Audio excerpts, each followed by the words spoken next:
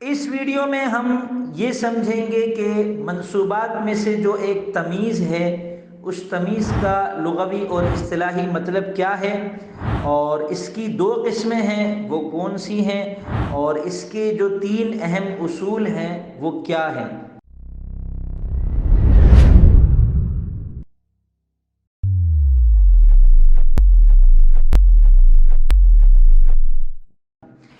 بسم اللہ الرحمن الرحیم۔ السلام علیکم ورحمۃ اللہ وبرکاتہ۔ میں محمد اسامہ سرسری۔ منصوبات 12 ہیں، ان میں سے ایک تمیز بھی ہے، یعنی جو لفظ تمیز ہو وہ منصوب ہو جائے گا۔ تمیز کا لغوی مطلب ہے کسی چیز کو جدا جدا کر دینا، اور اصطلاحی مطلب ہے وہ اسم جو ابہام کو دور کر دے اسے تمیز کہتے ہیں۔ جیسے رأیت 11 کوکباً، میں نے 11 ستارے دیکھے۔ اس مثال میں کوکب تمیز ہے کیونکہ عدد 11 میں ابہام تھا۔ میرے پاس میں نے 11 دیکھے، کیا چیزیں 11 تھی جو میں نے دیکھی؟ یہ ایک ابہام تھا۔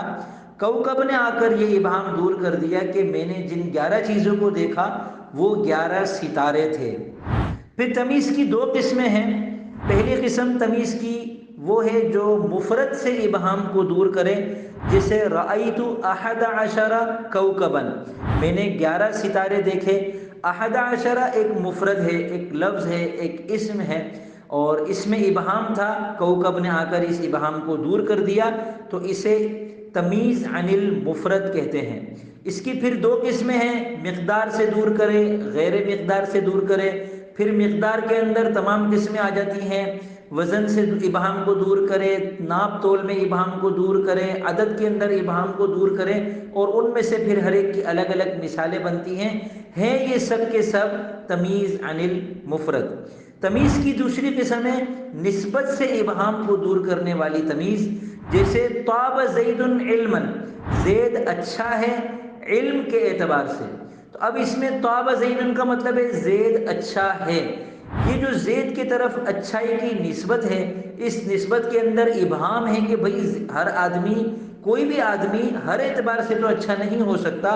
تو اگر آپ زید کے بارے میں کہہ رہے ہیں طاب زید، زید اچھا ہے، تو کس اعتبار سے زید اچھا ہے؟ علماً نے آ کر اس ابہام کو دور کر دیا کہ زید علم کے اعتبار سے اچھا ہے، یعنی زید اچھا عالم ہے۔ تمیز کے تین اہم اصول یاد رکھیں جو ہمیشہ آپ کو کام آئیں گے علم النحو میں، کہ نمبر 1، تمیز ہمیشہ نکیرہ ہوتی ہے، معرفہ نہیں ہوتی۔ نمبر 2، تمیز اکثر اس میں جامد ہوتی ہے، اور اس میں جامد آپ پڑھ چکے ہیں، مصدر، مشتق اور جامد۔ اور تیسرا اصول یہ ہے کہ تمیز کا جو عامل ہوتا ہے، تمیز اس کی اتنی تمیز کرتی ہے کہ اس سے کبھی بھی مقدم نہیں ہو سکتی۔ طاب زید علما کو آپ علما طاب زید نہیں کہہ سکتے۔